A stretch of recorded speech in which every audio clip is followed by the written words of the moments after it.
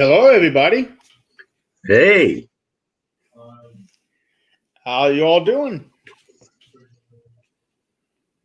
How you doing, Tim? I am here. I am here too. Ready for Uh, another fun-filled, exciting show. it is going to be exciting when they actually get here. That's um, Scotty cannot make it tonight. He is a little bit under the weather, so Tim is filling in for him. So Who else on the internet? we're kind of stuck with him.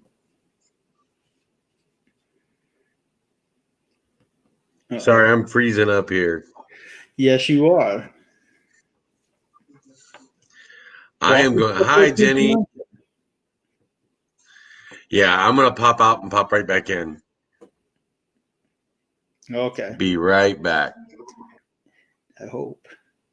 All right, everybody. So, tonight's guest, while we're waiting on Tim, and we're actually waiting on the guest too. They had a little bit of a traffic jam, so they should be able to pop on here anytime now.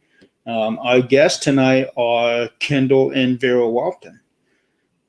Kendall is the cameraman for Ghost Hunters, and he's also the cameraman and one of the producers of the new documentary that just came out last year, The House in Between.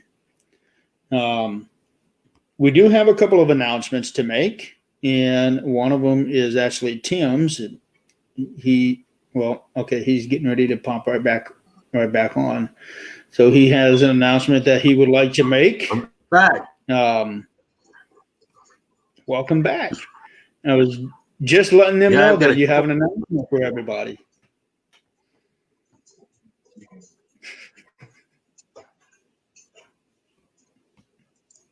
Would you I've like got to a share? really bad feed at my house tonight. Oh no. Well, I don't even know. Can you hear me? I can hear you just fine. Okay. So I wanted to announce that Tuesday was my son Mason's 17th birthday. Happy birthday to him. We have a birthday party here tomorrow for him. Ooh. Several of his friends. And then the big announcement I had was that Crystal and I are going to be starting our own show on Tuesday nights called the K Files. And basically it's going to be a paranormal evidence review show.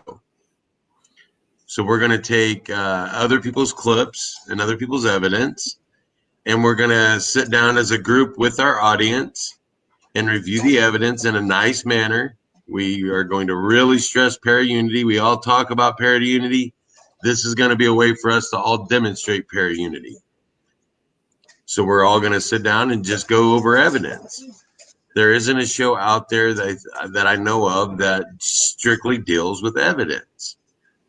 And that's what we want our show to be about is evidence. We're going to review photos, videos, EVPs, spirit box sessions, anything you guys have out there that you want to send us. Here's the, if I can get my fingers off of it. Here's the email. Feel free to send it to the kfilesparanormal@gmail.com.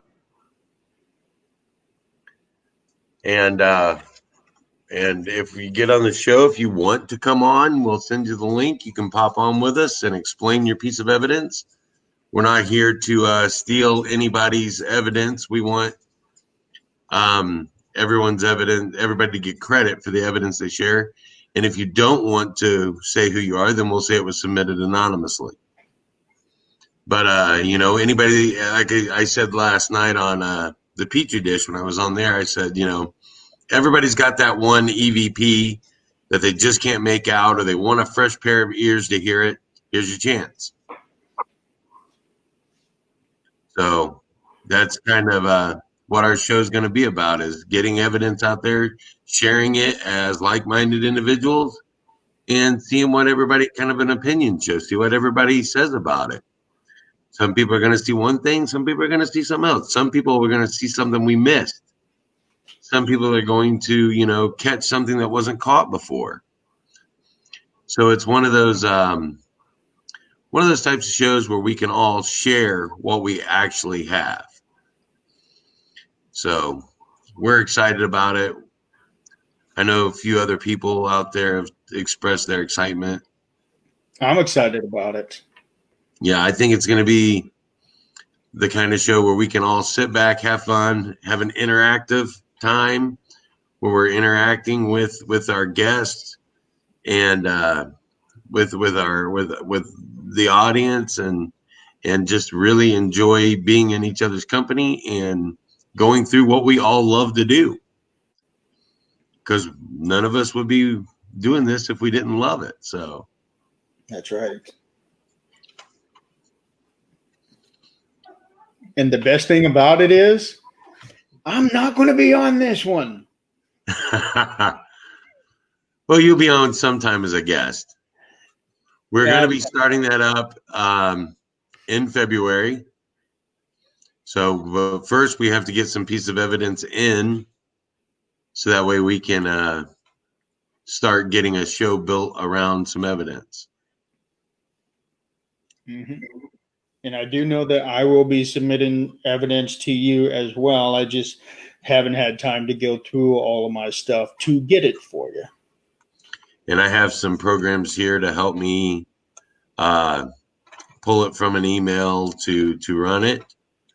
So, and once again, that link is kfilesparanormal@gmail.com.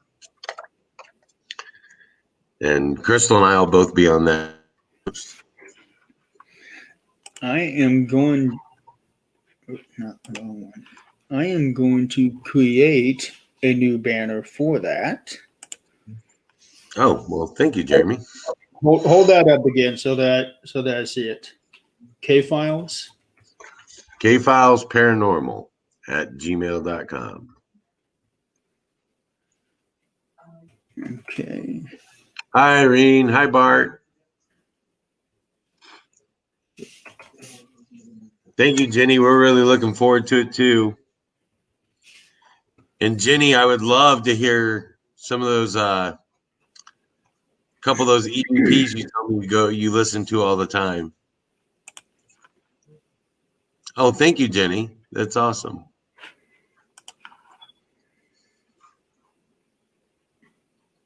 All right. So we got a bunch of people in chat right now. We are still waiting on our guests. Like I said, they ran into a bit of traffic getting home, and they are hoping to get on as soon as possible. It looks like they just popped in there, Jeremy. There they are. Ladies and gentlemen, I would like to introduce you. Well, no introduction really needs to be made. Everybody knows these guys. Please welcome Kendall and Vera. Hey! Hey guys, how you doing? Hi guys. Hey guys, thank you. We got caught up in traffic, so we appreciate you. That is You're perfectly fine. fine. It gave Tim an excuse to finally announce his new podcast that he broke the news on last night. Yeah, well, my wife and I are starting a podcast of our own that deals with paranormal evidence review. Oh, cool. So we're going to have people submit evidence to us and we'll give them full credit for the evidence. And we all stress this word now, para-unity. Mm-hmm. And we really hope that this is a chance for people to exercise that as they give their opinions. Mm-hmm. But it'll be kind of a fun, interactive show where we can go through evidence and share it and maybe get a fresh pair of ears, hear something different, maybe, get a different set of eyes that see something that you didn't catch when you were watching it, those kind of things.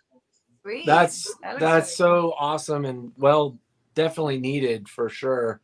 Cause there's a lot of evidence out there and it's good to get multiple sets of eyes on it. You're that's awesome. Definitely a good idea for the field and hopefully it furthers with it.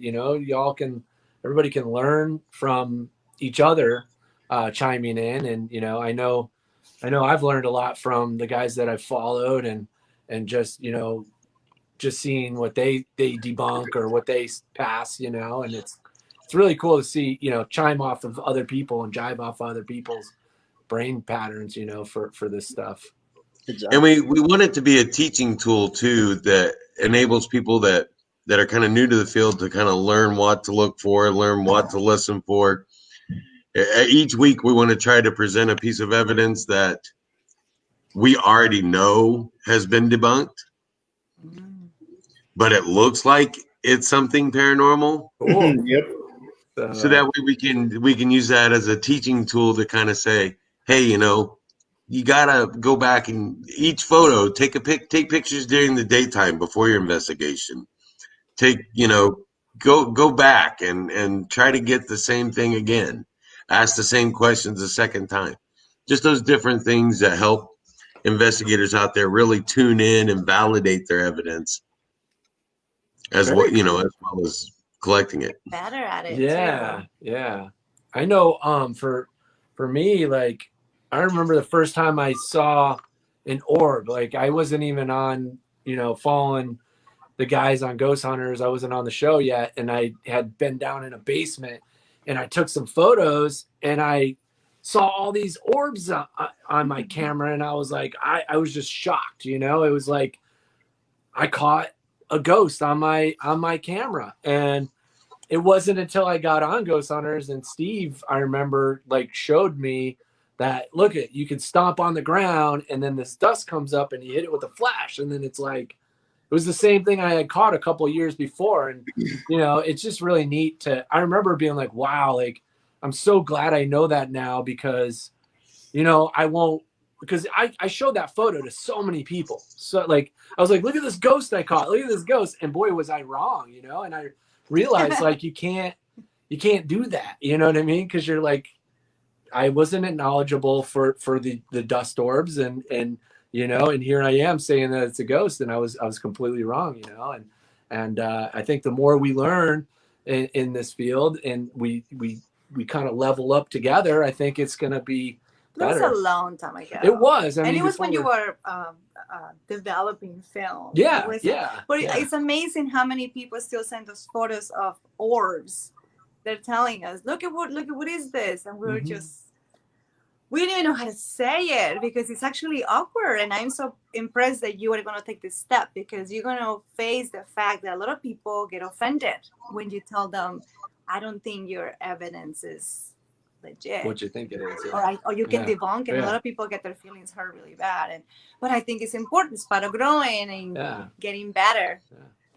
Well, we've learned through trial and error, right, Jeremy? Boy, have we ever. There's actually going to be 2 sets of pictures that I'm going to submit to him. And I actually used those as a teaching tool on my old group page last year. One of them was what looked like a shadow figure at the end of a hallway down in Ashmore Estates. Oh, I like Ashmore. Yeah. That's and awesome. Yeah, it's a cool place. And I was able. It was me and 2 other people, and we worked on this picture for, I don't know, 2 hours trying to debunk this thing. And finally, I was able to find another picture of that same hallway at almost the same angle, and finally figured out what that shadow figure actually came from. And it was the shadow of the staircase that's leading downstairs. Yeah. Yeah, so it was a little bit of pareidolia where it kind of looked like a figure. And how did what was the process you did to, like, get to that point where you realized it was the staircase? Well, see, I didn't realize I had to go look for this picture on somebody else's profile. But the thing that did not set too well with me is that the shadow figure on the one side, it was a straight line down instead of the actual form. Mm-hmm. And so that's what kept bothering me. And on my computer, I'm able to zoom in almost to the pixel, trying to figure out what it was. Yeah. And And I thought, you know what? I got to go and try to find another picture because I know a few people that had been there. They took a whole bunch of pictures. Maybe I can find one of the same hallway. And I got lucky and found one and looked at it. And I thought, well, there it is. That straight line, that was the wall for the stairs going downstairs. That's good. That's pretty good. That's Yeah. good. Yeah. Yeah, I didn't know if you used the program or it sounds like you just zoomed in and Yeah. brighten it. Did you mess with the contrast? And, Nope. I did not do anything except for zooming in and zooming out. Nice. That's Very pretty cool. good. Yeah. Yeah. Yeah. It's really hard to capture good paranormal evidence on film. Yeah. Photograph is Yeah. one I of mean, the most difficult ones. that is a whole discussion, a whole podcast in itself. But Yeah. I mean, getting good, credible evidence. What was that? Kitty cat. Oh. Yeah. What's your cat's name?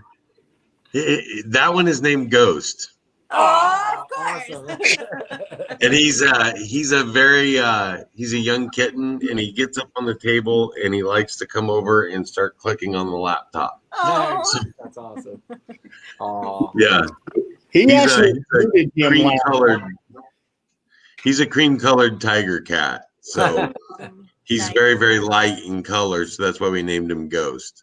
Oh, cool. Oh. And then we have another one that's all black, and his name is Bagheera, after the Jungle Book, the Black Panther. Yeah. Oh.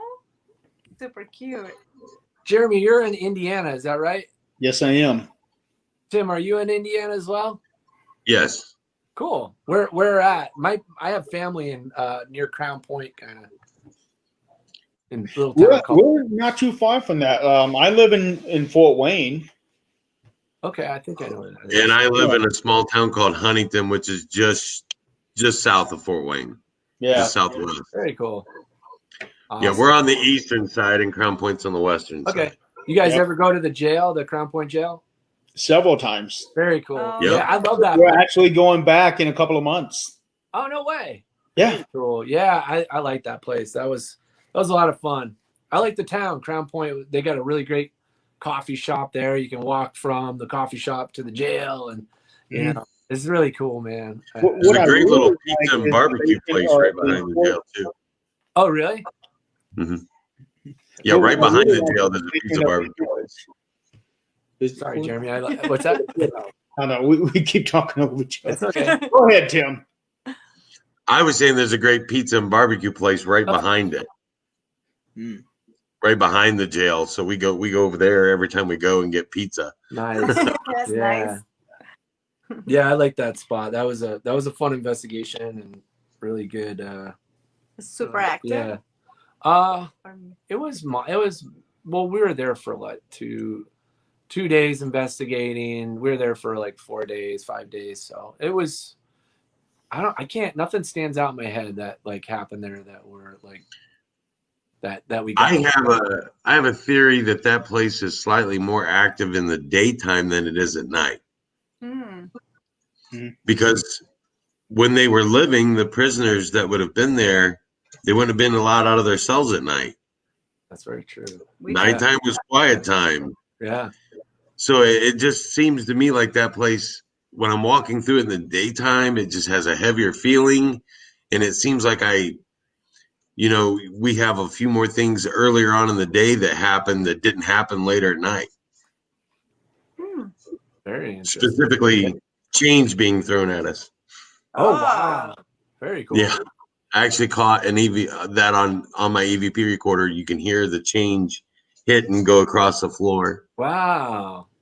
That's kind of cool. That is cool. Yeah. I wonder what this stuff is because it's so distinct, you know.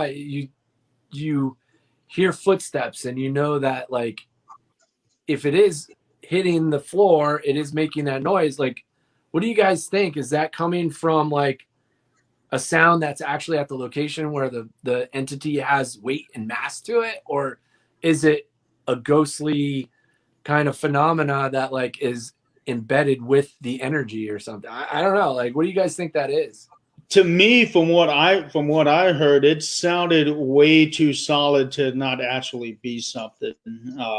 No, we think actually, you said it was a bolt, or you thought it was a bolt. at first I thought we walked over. So you know how the one side, the cells are open, Yeah. and then it's kind of blocked off. You have to go out and around to the other side where the bars don't open. Okay. Yeah. So we were on the open side, and I was standing in one of the cells, and we heard it. So we walked out and went around the other hallway, and we found this big, large bolt. Wow. And we thought maybe that had fallen. Mhm. And we dropped it, and I kind of, just hearing it with my ears, I thought, oh, that kind of sounds the same. But when I played it back, it sounded completely different. And then we went back in there later on that night, and we're looking on that backside, and my wife actually finds a little dime laying on the floor. Oh. And then we talked to Sandy, the lady who runs it, and she says, oh yeah, we leave change laying around in here because they like to throw it. Oh my gosh. So that's a claim. That's really Yeah. cool. Yeah. That's Did you really capture it on video, or it was just audio, huh? The camera was on the side of the cells that opened up and not on the back side of the cell. So Isn't I that just interesting, man, like they always know where your camera's pointing.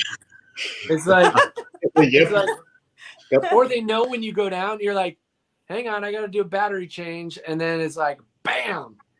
And then, or your And- camera and just you don't goes get it. dead. It's crazy. And then they just, it's just so it's interesting. like they know. I don't know. There's something more to this. Like, it's like, okay, the DVR is pointed right there, and then you're just a foot off a frame doing, walking or Something opening a falls, door or something whatever. Yeah, falls, something or- falls. Or yeah, it's just interesting how it's almost like a cat and mouse game, It is.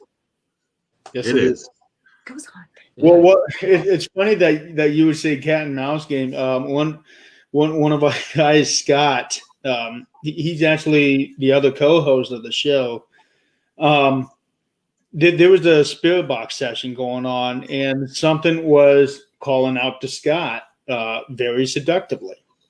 Oh. And and Trying to get him Which is back up into the interesting cell. because the and radio it was asking him to meet whoever it was up at one of the cells, either on the second or the third floor. So Scotty went up there, and turns out he got stood up by the ghost. Yeah. So it lured him away from you guys? He went straight up there and set up, to record everything and got nothing. So what Yeah. did he get there? What got him up there? It was the Oh, the spirit spirit box telling Ah, him where to go. Yeah. where to go. And it was Yeah. calling I out mean, to him. it was calling him No. out. What do you mean seductively? Like Like it was saying, I want to do stuff with you. what? Yeah. Yeah. Hey, come up here, boy. And It was calling him. because this is a PG show, we can't Yeah. go in. Right. Yeah. That's Yeah. that's crazy. What do you guys think of the spirit box? I know it's got some controversy around it. What are you guys' thoughts on it? I personally am still on the fence with it. I've done some experiments with it, doing I think it's called the Estes method. Yeah. Yeah. I think there is some validation to that, but otherwise, I think is a little too contaminated because it's picking up the radio frequencies and it's picking up, parts of broadcast, and it's making people think that they're actually hearing something when really they're just catching the broadcast. That's my opinion. Gotcha. Sometimes it's just awkward. It's almost too coincidental to be coincidence that you get what seems to be intelligent responses from things, and in the grand scheme of things, we've all done the knock experiment. We've all done all these different experiments that we can try to do. So for me, it's one of those things that's in the realm of, you get intelligent answers to your questions. So it's kind of one of those, I don't know. The best way for me to describe it is it's one of those taboo research methods. Mm-hmm. Yeah. You know what I mean? Yeah. And it's me personally, I'm one of those hard science kind of guys. Yeah. Yeah. I'm really into the scientifics of what I can prove scientifically and what I can't. Mm-hmm. So like, I know there's people out there that use Ouija boards and stuff. I don't, because I can't prove it scientifically. Mm-hmm. It's nothing against them. It's nothing against what they do or believe in. Right. But me personally, I like that scientific method. Yeah. It's just my way. But I remain open to anything beyond that, Good. because Yeah. I'm one of those people that it's not up to me to say this is right and this is wrong. Right. If you've got something and you can validate it, hey, to me, 40 years ago, mountain gorilla apes didn't exist. Mm-hmm. Mountain gorillas, they were gone. Mm-hmm. Now we know they're here. Yeah. So, it's like we have a buddy, or Scott on our team. He always tells me how Bigfoot isn't real, and I always tell him, you don't know that. You have no proof either way. Yeah. So what is your favorite piece of gear to investigate then? What do you like the most? I'm a bread and butter guy. Give me a camera, give me a EVP recorder, and let me go. Cool. I'm a simple bread and butter guy. That's just me. But I do like experimenting with new things. Yes. Yeah. And I have a big time theory on LiDAR. What is it? Yeah. I'm curious. LiDAR is what they sometimes strap it to an airplane, or they use it to map caves. Mm-hmm. And they can strip away vegetation. It can strip away walls inside of caves. You can actually go in with a handheld LiDAR unit and walk through a cave and actually map the entire cave out. Uh-huh. So my theory is, if I'm holding that LiDAR, or I have it on a stand in the middle of a room, Mm-hmm. and it's mapping the inside of that room, if I catch something that actually solid that moves, will that cause a disturbance in the LiDAR signal? Will that cause an anomaly with the LiDAR? Very interesting. And we're talking about this because I was just telling Vera why I needed the new iPhone 12. uh-oh. Because the iPhone 12 is supposed to have that LiDAR in it. I don't think Oh, is it? I don't think they've developed much with it yet, but it's in there. And I said, for apps and whatnot for ghost hunting and paranormal investigation, I'm a little like on the fence about them. I'm not a big fan of like some of these, because I just know that, a thermal imaging processor and everything isn't in your iPhone. And I know that like your EMF detector isn't in your iPhone. It's not designed for that. So why is it going to work like that? But LiDAR is something that they want to put in, or have put into the iPhone 12 to do like 3D mapping of houses, so you can virtually decorate. You can have an interior designer decorate for you all the way, somewhere It's kind of fun. else. So over online they can you can map your house, and then they can put stuff on your walls and put furniture around. Well, what if that gets developed into paranormal investigation? Then we got something there. And what you're talking about there is pretty interesting with LiDAR. So everybody walking around with LiDAR, that would be really great for paranormal investigation. Are you two predicting there's probably a new techie device coming up soon? That'd be awesome. We hope. I love it. I think we're just scratching the surface of I know. technology. I can't wait. Like, that's all we need. We just Yeah. need more gear, more devices that are more reliable. Yes. Yeah. It's always good to cross-reference your EMF detectors and your RIM pods and everything, just to make sure you're not getting false positives. And Crystal. it's Exactly. Yeah. Another thing that we've been two other things we've been experimenting with. One is the long exposure setting on the camera, and what we've been doing is, instead of just letting the camera sit there and take the picture, yeah. we've been taking a laser grid and kind of color in the picture to see if there's anything that comes in and breaks those lines. Okay. So on a long exposure, how long is your shutter open for? Tim, how long does Crystal leave her shutter open? Crystal, What? how long do you leave your shutter open? I believe it's 30 seconds. 30 seconds. Okay. Oh. That's so with the laser, I'm just trying to see it in my head. The laser, you'll be light painting basically, like a lot of photographers. I love it. Like I do, Yeah. you know, paint with light. And if you have it stable, like do you have your laser grid on a stand or something, or are you holding it?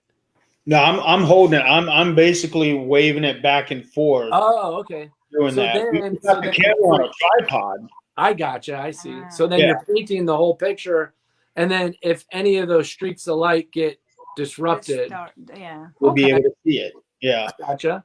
And I wish I could take credit for that idea, but that actually goes out to a team called You and I Research over in New York. They're the ones who introduced me to that method, and I brought that to the team, and we've been using it pretty much on every case since we got the idea, right, Tim? Yeah. Yeah. And have you captured any interesting anomalies? Anything? We thought we did, but like what Tim was talking about before, with the pictures, taking pictures before and after. When we do this, and we actually found what it was that we thought was the anomaly. It was actually a crown point in juvenile, and it turned out that what we thought was sticking up from behind one of the beds upstairs was actually a pillow or part of the mattress. I forget what it was. I think it was part of a mattress. Yeah, but it really stuck out there, and it did break the lines, but it wasn't what we were expecting. Yeah. Got it. Gotcha. Yeah. Oh, I'm curious to play with that. Yeah. I'm gonna have to do that once I'm Yeah. out doing my long exposure. I do a lot of night photography just for fun. But yeah, I use a laser pointer to get focus. That's always a good little trick. Like if I can't focus my camera photography, I'll shoot a high power laser at my subject, focus in on it, and then a perfect sharp focus, and you can really do any kind of time lapse. Or once you're in focus, that's the hardest thing to do, is focus in the dark when you don't have any light, you know. So well, next time just wave it back and forth, and yeah, I'm gonna try that. Yeah. See yeah. what it does. It worries me having the shutter open for a long period of time, because I know that the you're more susceptible to the light bouncing off of weird things and whatnot. But but like, yeah, I mean, if you're anywhere from a good 10 seconds probably would get you some good results, and it'll get you more photos too, so you can verify them, you know. Yeah, we put it on a tripod stand when we do it. That's smart. Yeah. So once she clicks the shutter, it's the same picture from start to finish. That's great. Yeah. So, how do you like investigating with your wife? Yeah. Oh, I love it. I wouldn't have it any other way. Oh, Oh. that's awesome. Oh. Of course, he has to say that because she's sitting I'm next to him. learning more and more about married couples that actually are out there doing this. Yeah. It's pretty cool. I know. I think. I know. I don't know. It's like date night. It's funny that you should say that, because if I did my research right on you guys, you met on Ghost Hunters Academy, didn't you? Yeah. Yeah. So it's, how did that happen? We don't know. It's just, Cupid. I don't know. Yeah. Shoot, I wasn't No. even supposed to be on that show. I was like on another show, and then I was gonna take like a little trip around America. Like I was gonna go off and drive in my car and shoot photos Photo shoot. on a photo shoot across like America. I was gonna like just go find awesome images through, go from California to New York. And then made it to Mammoth Lakes, California. And I was out in, just out shooting photos out in Tonopah. And I got the call for Ghost Hunters Academy. And I was like, you know what? Why not? I'll do this one. And then I'll go back to my photo shoot. So I was like, drove back to LA and parked my car and put all my stuff have my stuff in storage. And then I went on the road, and then I met this beautiful woman here. But it's funny because we weren't allowed to talk to each other. They didn't, that particular shoot crew wasn't allowed to talk to cast at all. So I didn't know he liked me, and he didn't know that I liked him at all. It was a big kind of. We weren't supposed secret. to even talk to each other. I signed like contracts saying like you cannot talk to, But I can see you're so funny. You were making everybody laugh all the time. You're a little bit. Well, you gotta have fun while you're working. It was super fun. And I was, one of my favorite memories is being in Waverly Hills, which was our first location ever. I wasn't ready for that one, by the way. I'm thinking we're gonna do a little haunted house somewhere. Then it's Waverly Hills. I was like, you're kidding me. Then I remember one of my favorite memories is having a little moment with Tango when we go do a quick investigation, and it was you, filming us. And I don't know, it's just like, this guy was so much fun. Like, you were just so brave. You would just go down the hallway in Waverly, disappear in the dark. I'd be like, where did he go to chase some random camera down the hallway? And then you come back like nothing happened. And I was just fascinated by you because to this day, that's who you are. He's so fearless. And I don't know if it's just for the years of work that you've done. I've seen him jump though. For a documentary, I was watching some footage and I saw him get scared with his own shadow, which is pretty hilarious. Talking about debunking, this was a pretty good one because you figured it out and it was pretty awesome. And on the camera, you see him walking and you see this big dark shadow going. I came around a corner and it and I was watching. I'm like, whoa! Did he just capture that? And he screamed something. I jumped. A little bit. I was like, wow! And then he just like gets scared. So I'm thinking he got it, but no, he debunked and you explained that one. That was pretty good. Yeah, I just right away I could tell that it was like, first you react and then your rational brain starts coming in and you're like, okay, well, let's try it again. And then I did it again and it was like, okay, it's a shadow, but an IR shadow, which is an IR shadow, which is hard to see. Hard to see because it's not a normal shadow. There was no light from you, so your brain didn't right away said it's my shadow. It was an IR shadow reflecting off of something. Anyway, back to GHA. Yes, and the shoot ends, and then we just start talking. Yeah, we became friends. We became friends on Ghost Hunters Academy, but after we left Ghost Hunters Academy, I ended up on another show, and I was in Texas, and that's when again Dallas. Yeah, I was in Dallas, and she was in San Antonio, and I was like, hey, I got a couple of days off. I basically asked her out on a date, and I was like, hey, and we met. And want to go hang out? That was it. Yeah, and then next thing I know, I'm like, hey, all my stuff's in storage. And she goes, well, you can move it into my garage and just That's travel. That's too much detail. I was like, heck yeah. All right, I guess this is serious. And it happened. So, I mean, it was like, once I met this girl, that was it. I knew I was supposed to marry her. I just knew it. He invited me to Key West to just visit his family. And this is all informal. Well, apparently he told his parents that he was bringing a friend. And they're thinking he's bringing a coworker or something. So then years later, his dad tells us, I had to call my wife, Kendall's mom, and said, I guess he's bringing a friend. Says, wait until you see his friend. Because, it meant that he was actually probably a little serious about this girl. Yeah. She met the parents. And I met them. It was like serious right away.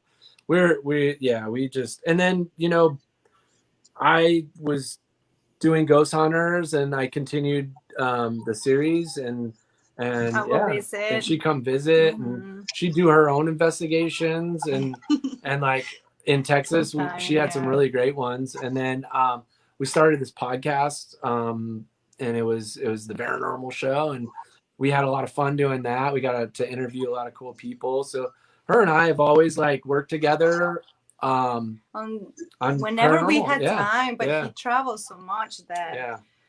It was difficult. It was difficult to Yeah. to, Yeah. I to mean, do it. Sometimes you'll be just burned out yeah. from doing it. Yeah, so because much. you like I go on ghost hunters and I work probably 3 months on, and once you get home for a week, you're just like, I just want to sleep, and I always felt bad because like and I'll be like, I want to go, Let's go. and sometimes I couldn't. Yeah. It was really hard. Yeah. We didn't investigate together a whole lot. Yeah, but it's cool now because we've just dedicated our lives to doing documentary stuff and filming the paranormal, and now I love meeting you people. Yeah, I love it's like- meeting all of you it's so awesome. out there in the trenches, Yeah. doing it for this pure love. Like you all are expending your own money. You do your own t-shirts and you look cool, and you are like coming up with new ways of investigating and trial and error. And I mean, No, and now like husbands and wives, I'm just totally in love with That's all of cool. you, Yeah. all of you. And I really get what Kendall was saying. My wife and I dated 2 weeks. We started dating in October. We dated for 2 weeks. I said, when are we getting married? We were talking on the phone. I was like, I said, when are we getting married? Nice. June. We got married June 23rd. Oh, That was 20. This June will be 20 years. Oh, congratulations, congratulations. you guys. Yeah. So great. it's just one of those things when you know, and that's the way it is. Oh, So I totally get being serious right away. oh, It felt know, weird. I got remember being like, fast. man, is this like And we were going young. on right now? I was I'm 4 years older than her. I was 23 and she was 19. Oh, So we were really young. So Yeah.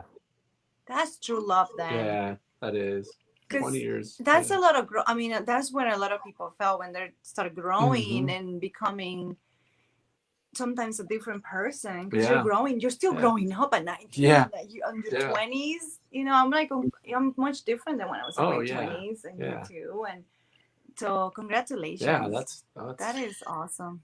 yeah, it was a lot. It was we haven't been without our challenges, but it takes Of work. course. Yeah. And then now you And have now a hobby. our youngest just turned 17, Oh. and just this past week actually. So we're looking at the end of that road and starting to actually have lives of our own now, where we can do more things like ghost hunting and yeah, we took a 15-year hiatus from ghost hunting to raise our kids, is what I tell people, because you try finding a babysitter for 3 children, it's impossible. Oh my goodness. Yeah. Overnight babysitters for 3 kids. I was doing oil changes and installing people's stereos just to get them to babysit for us. Wow. Oh, that's So, These wild. are yeah. the stories that I love hearing. Yeah, Because me too. I don't think people realize how much goes into this. Yeah. Like, It's time consuming. yeah, I mean, It's true love and passion. yeah, I mean, you guys, like, you go in and you investigate, right? Okay, night's over. No, it's not.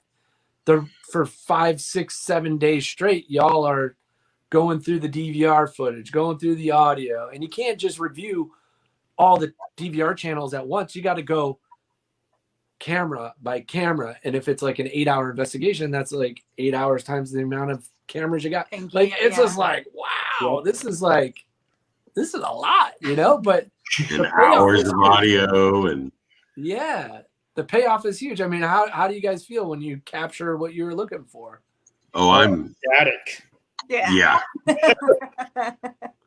I remember when I caught my very first piece of video footage 5 years ago, I think it was. That was right after I bought my first DVR system. And to this day, I still can't explain it. I still have no idea what it was. It was at a residential house, and where the camera was facing, it was in the kitchen, and there was a guy sitting in the chair, but he was leaning forward so he'd get that V shape thing there, and a solid black mass pops up between this guy's back and the back of the chair and slinks right back in. Ooh, wow. Yeah. Was that an I've IR showed or color?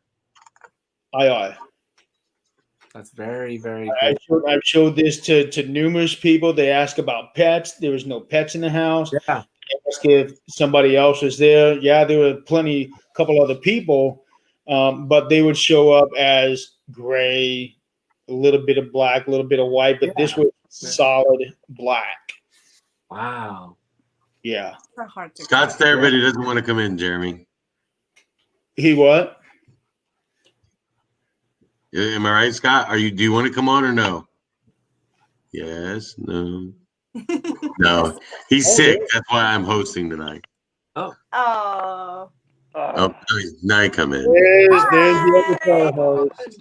Of course they bring me in. Hey, Do it. content, I'm going to work with it. Okay, let me put these on. Hey, everybody. Hello. Nice to meet you. Thank you. It's an honor to meet you both. It really is. Thank you. Yeah. Thanks for having us on your guys' show. This is cool. Yeah, we're having a good time here. Yeah.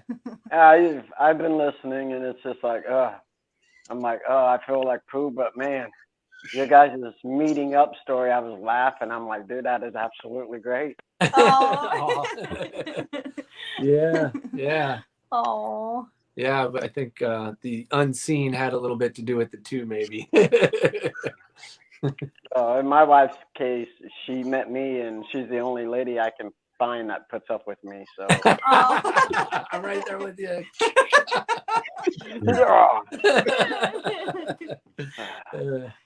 Does she ghost hunt as well? Is she a paranormal investigator? She's been on one with me. She's a skeptic.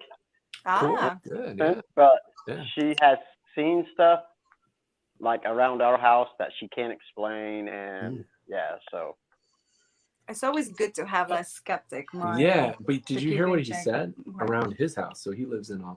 Oh wait, what? He You lives live in a haunted house? yeah, we have. Yeah. That's the best part. I'm the haunted thing.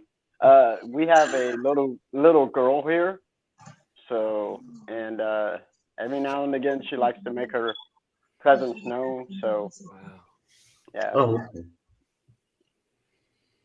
I'm one of the very few people on my team who does not live in a haunted house. Really? Wow. And Kendall, John Doherty told me is in the chat here, and he said to tell you hi. Hey, What's up?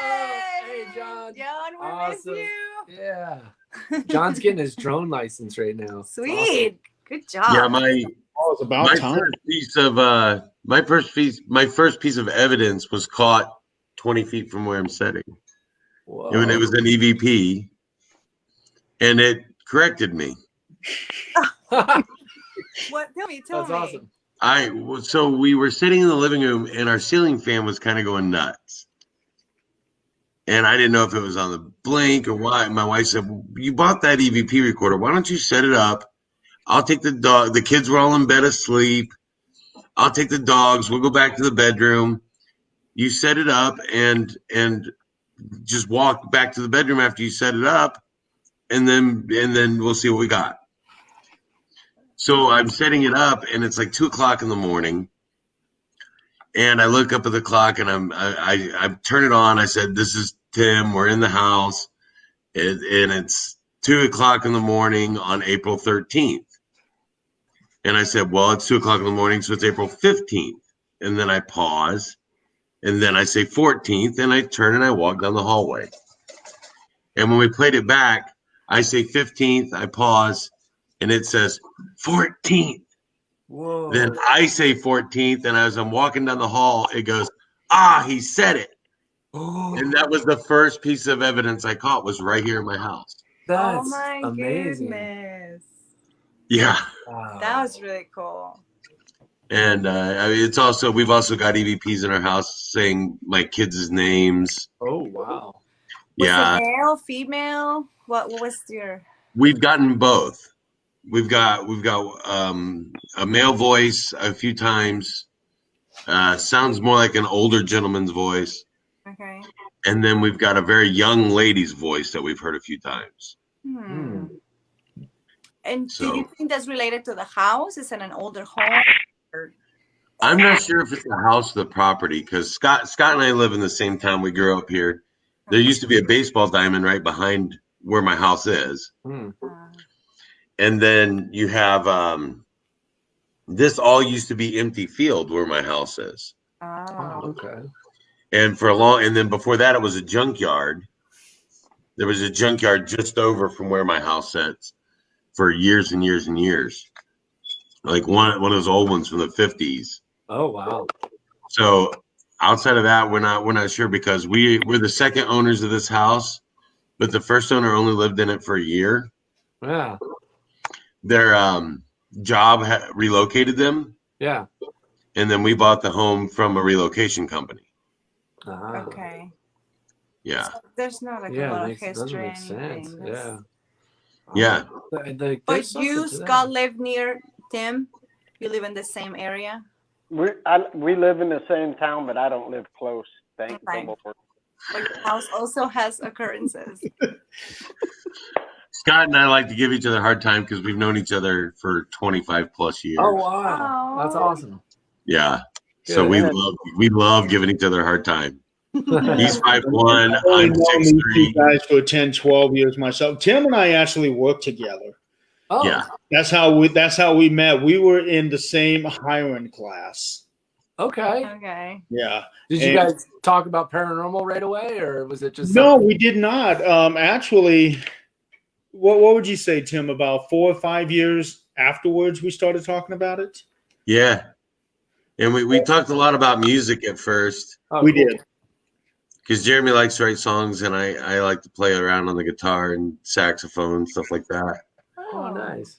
But then The crazy we got thing talking is, about the paranormal, that's like all we ever talked told Tim and Scott about joining my team separately, not knowing that these two have known each other for a very long time. Oh, wow. Yeah. Yeah, we're old. Scotty and I are old drinking buddies from back in the day. Cool. From our youth. Call it that. Nice. Oh, that's awesome. So how long you've had this team now? For how long? I created things back in 2009. Okay, wow. But it never really got to take off until 2015. Okay. Oh, wow. Yeah. And then we just kind of, team members came and went. And right now we got, I think we have 13 members at the moment. Wow. Yeah. And that is including Tim's daughter and Scott's son. Oh, cool. We've got junior investigators, which I am very high on, because we need to work with the younger generation so that the paranormal field can continue to prosper. That's great. Wow. That's great. This is another thing I'm noticing a lot. It's a lot of parents and the kids doing this. Yeah. Yeah, it's very cool. I mean, it's for me and I'm sure Scott would attest to this. When you have your kid with you, it's kind of, for one thing, it's harder to investigate. I was wondering about that because you're worried about your child. Yeah.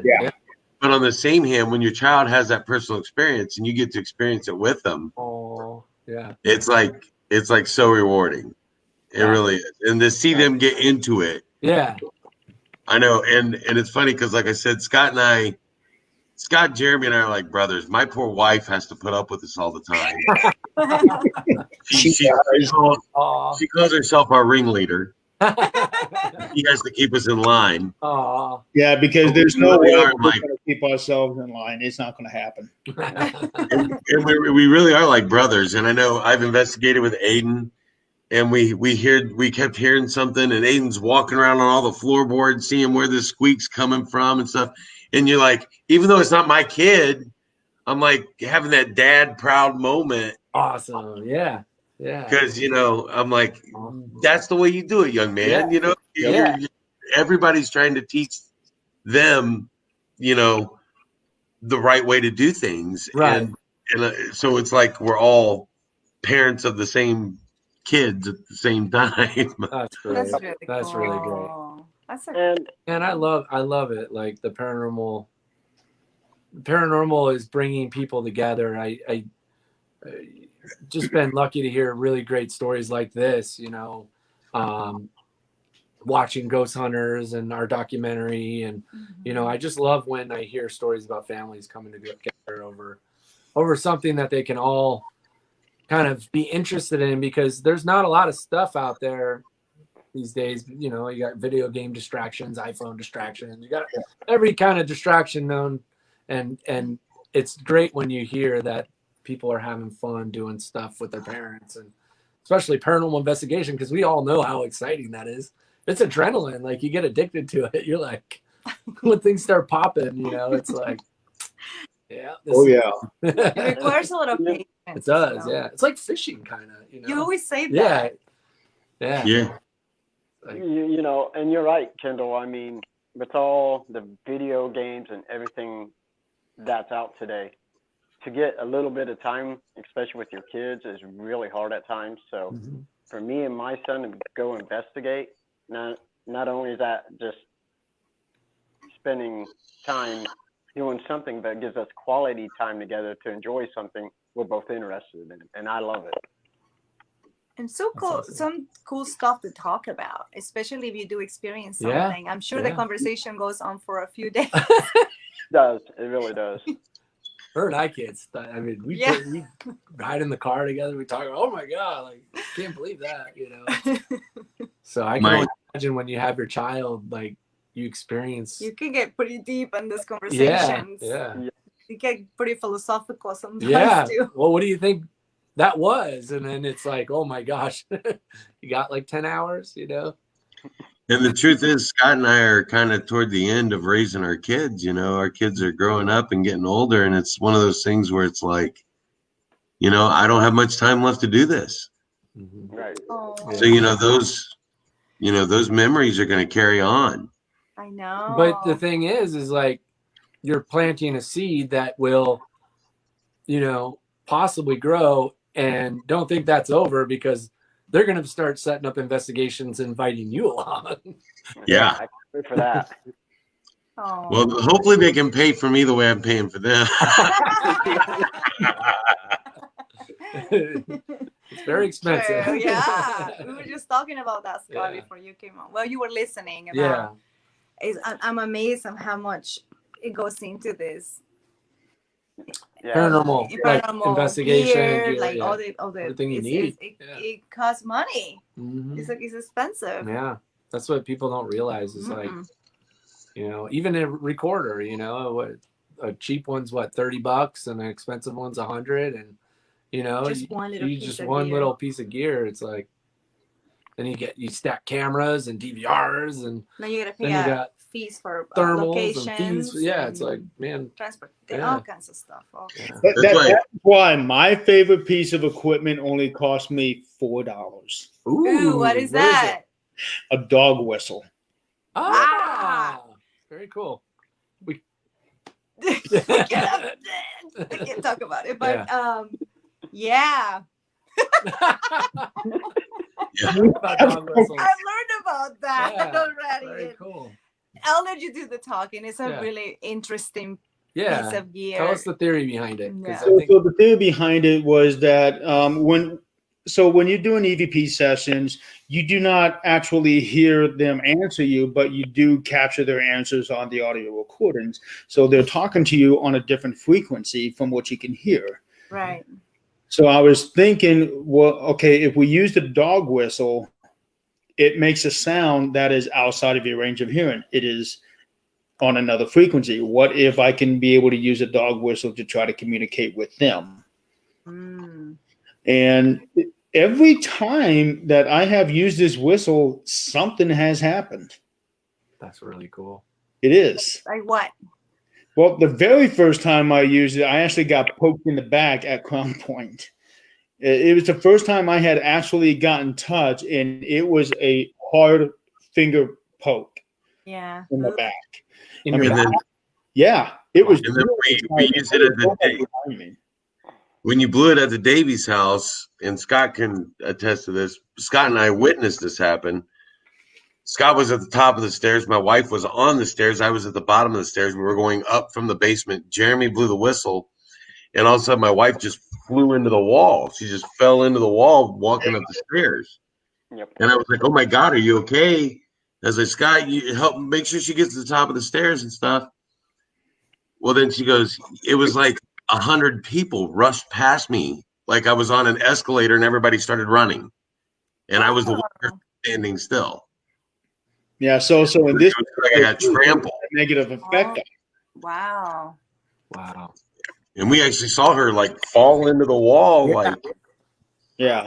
it was a really unique experience.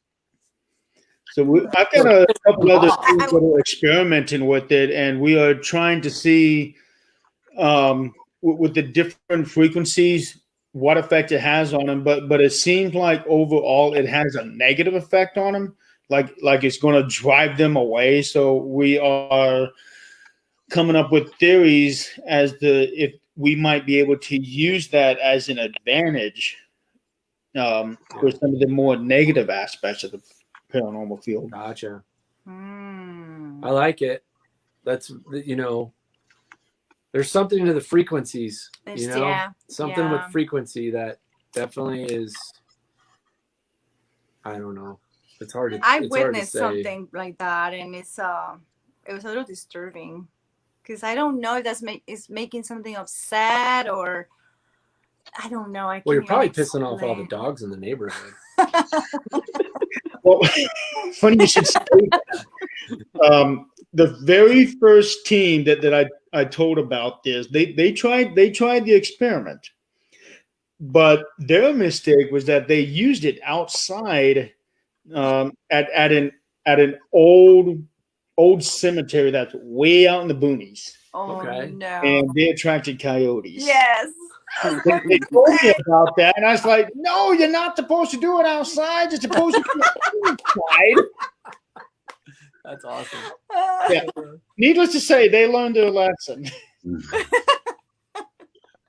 I think we should do that. Yeah. We need to Yeah, do that. I'll do it when I'm out coyote hunting later this year, Jeremy. There you go. No, you can go without me. You can have the coyotes. There's so much more to learn about all these frequencies. I know. We need to. Yeah, I mean, like I was saying earlier, like technology just needs to catch up or start gearing towards the unseen, because there's some, you know, I think all of us can agree that there's something else doing something like beyond our spectrum of knowledge. There's something there.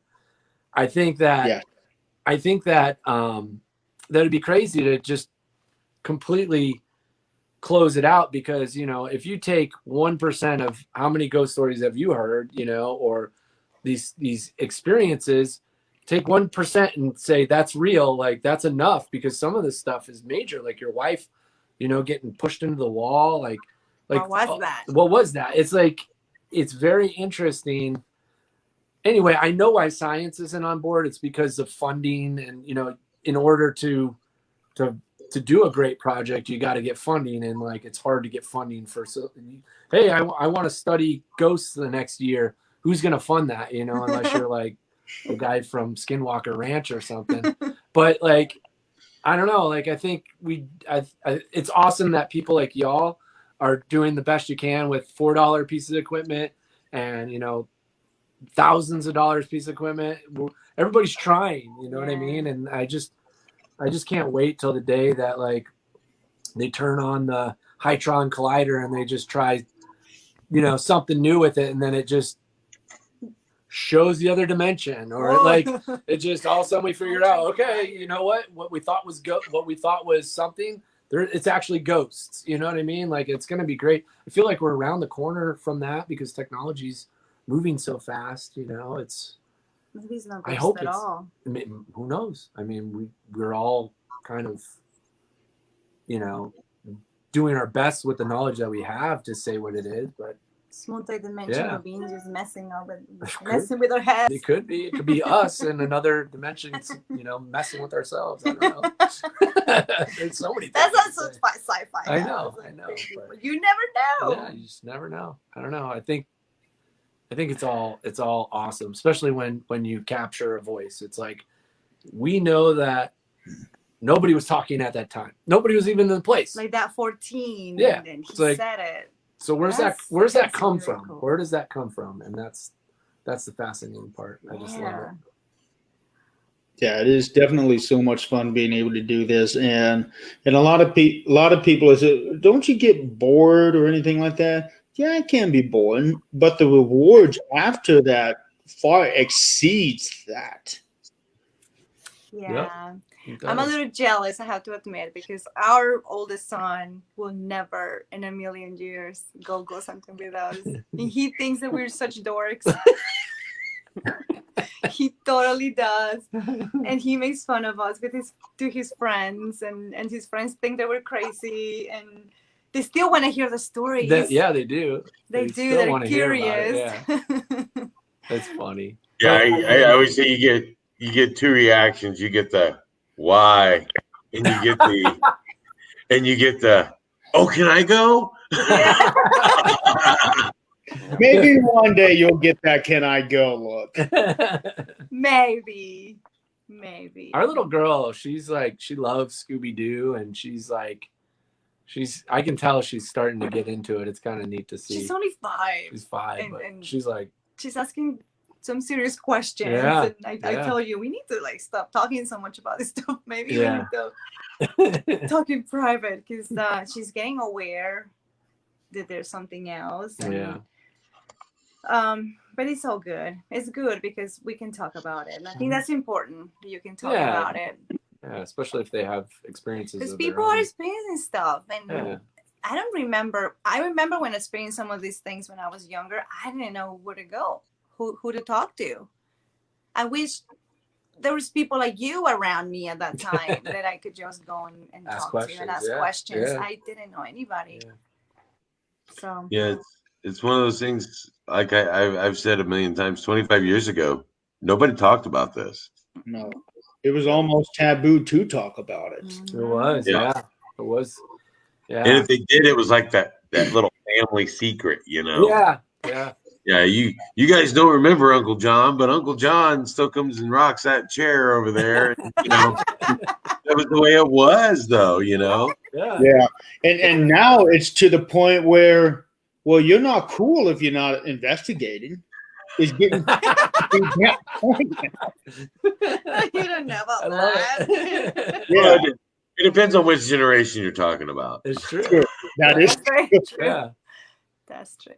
But you're right. I mean, I was lucky growing up, and Vera too. Like we both are, like my parents and her parents. They were into it. Well, both of my parents grew up in haunted houses. So sometimes I got to witness almost like a little bit of PTSD, because when their siblings will come visit, it was time for grown-up time, and we will have to go to bed. But our house was small, so I can hear everything. It wasn't secret. So it was almost like the younger ones trying to you always had the aunt who was like, I remember this, and that. And the other aunt who was like, I don't know what you're talking about. Like, she just blocked everything. She didn't want to talk about it. None of that stuff is real. And then the other uncle who was sensitive and could, like, you know, they would just get together and talk about all this things that they experienced as children. And when they were little, they didn't know who to talk to. So as adults, obviously it left like some sort of scar, some sort of trauma almost. So they would talk about it as adults. And I found that fascinating. And I got to witness the serious side, the effects of what it was to live in a haunted place, being a victim of a haunted location. Yeah. And at that time, they didn't have anybody to talk to. And I think that's what all of you guys, you know, you guys are doing a really important job right now, because now people have someone to call. Or listen to a podcast. I mean, this is like, you know, This you guys is good too. This is like awesome. This didn't exist even 2-3 years ago. You know what I mean? The ability to do this. So it's really neat. And like Vera was saying, I think it's really awesome to hear stories from, so long ago, before the internet and before the news really like talked about this stuff, because, now we're all victims to like the sensationalism and like the, like, I don't know, just the snowball of things that paranormal, now paranormal is a hot topic, and, it's talked about. Well, back then it wasn't talked about. So it took a lot more to talk about it. And if you did, you were kind of crazy. And sometimes, like some of these stories that are coming out are like UFO stories or Bigfoot stories and ghost stories. It's really fascinating, the older stories, because, it took a lot more to actually come out about them. It had to be more profound. And, there's more, I feel like there's more to that than now almost, you know what I mean? So that stuff's happening back then, and it's still happening. There's something happening, Yeah. It's just. But we do have the advantage that we grew up with families that were super open-minded. That was very, yeah. Your parents were very open-minded about that. Your grandma. My grandmother. Was very open-minded. Yeah. We've been lucky. When I was a kid, I played the Ouija board with my. I wasn't allowed. With my cousins when I was like, I think I was 13. I don't know. We just checking it out. Yeah. My cousin Carrie, her house was haunted, and we go over there and like, let's play the Ouija board, see if we can talk to this thing. My parents are Southern Baptists, so and my dad was the preacher. Oh, So, that's amazing. Yeah. Yeah, no. So no.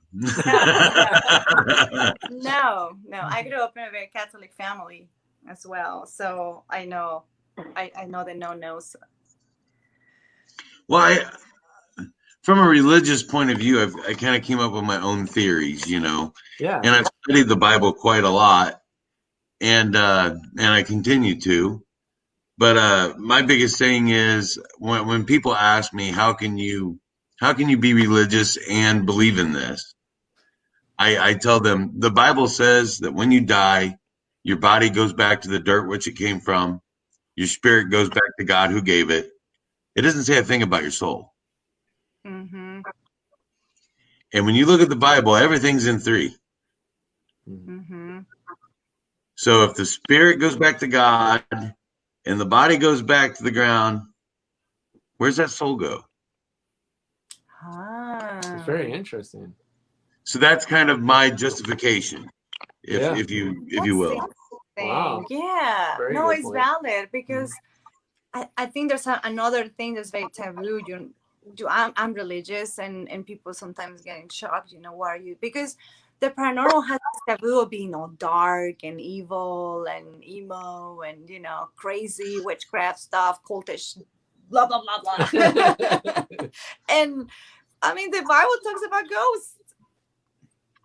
There's a lot of moments you're not supposed to be inciting and conjuring stuff, for common sense, because you don't know what you're doing. It's just common sense. But there's always that question. I mean, God gave us a brain and imagination and curiosity for the world around us. And when we are experiencing these strange things to the point that are affecting someone psychologically, that's not fair to me. I actually find that ghost hunting brings me closer with my spirituality. Yeah. Yeah, I agree. I agree with you. Instead of the opposite. Yeah, Mhm. I agree. Because you never know when you're going to run across that one thing. I've seen it twice personally. Wow. And I know how to protect myself from it, and I know what to do if I see it. Yeah. So, that's kind of the biggest reason we're all in this is to help people. Yeah. At the end of the day. Yeah. Go ahead. At the end of the day, that's why we're all here, is to help other people out. Yeah. So, I think it makes me read my Bible more. It makes me study more. And it makes me be more prepared for when I do come across something. Exactly. Yeah. It wants you to be prepared. That's how I feel too. Because I know what it feels like to experience something so terrifying and having nowhere to go. And that feeling sucks. That feeling is not cool. So I love hearing about people like you guys out there. And I love when I hear a client calls and they're panicking. And sometimes it's nothing, but that's also good because now you're giving somebody the peace of mind. Sometimes it's nothing, but sometimes it is something. But at least they have someone to talk to, like our case in Mississippi, that Yeah. we couldn't debunk any of that, but at least now she feels peace because she has someone there. What would you Well, we kind of walked in her shoes, and we, like, for me, I personally experienced something at the Mississippi, at the house in between. So, like, just when you guys go in or we go in and we experience something, and the client or the homeowner has been experiencing this forever, it puts a little ease on their mind because validation. They're not crazy.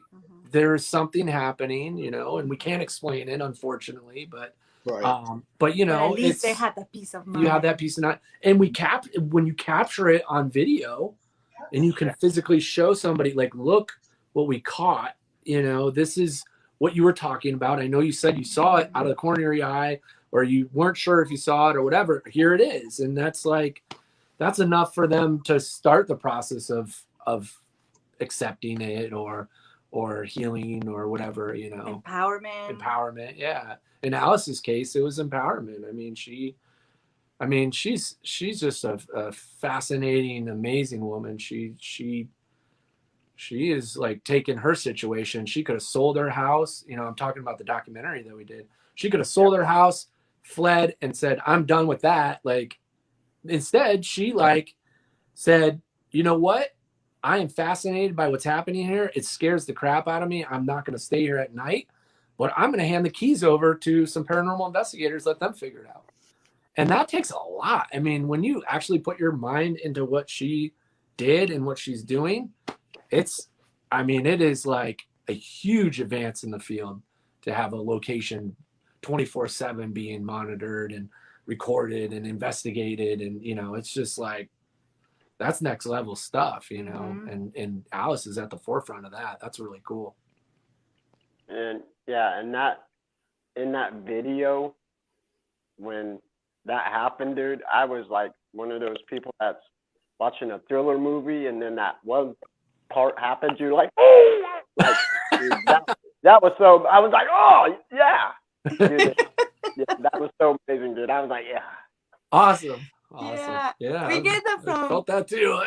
We get that. I'm sure you did. Yes. I was just watching that a couple of nights ago myself. And every time I see towards the end the ball going down the stairs and your reaction to that, that is just awesome. But what I didn't see until, like, it was either the third or the fourth time when I watched it, I didn't catch it until the reflection of the chandelier of the door opening and shutting. Yeah.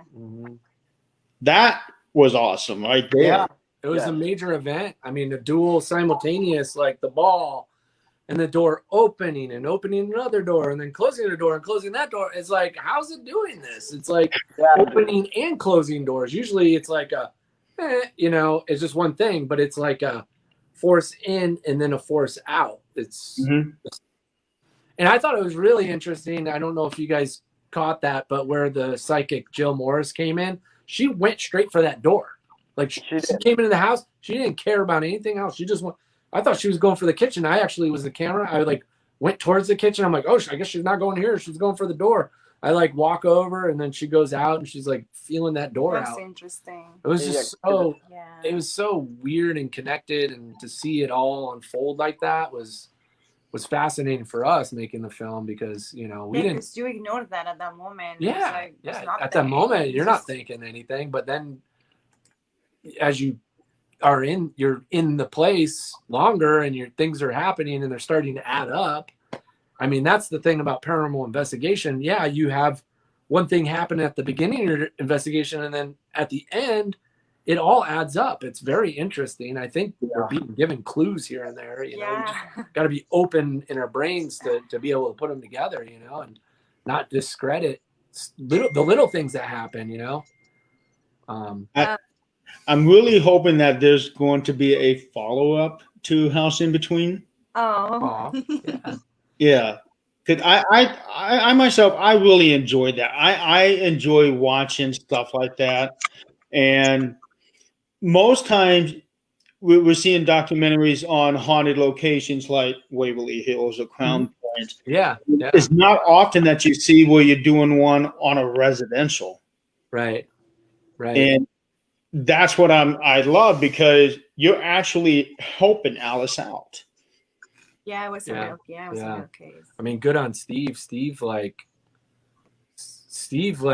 drove all the way out there to check the place out, you know, and like he went there twice, you know, because he had an experience there, and then he's like, dude, this place is like, Something you else. know, I've never had an experience like he did when he first went there, and it's just there's something about it, you know. You walk into the place and it feels in the day, it feels like, I don't know, I'm not sensitive or anything, but it, you know, but it has, you definitely feel like the changeover or something. I don't know. Yeah.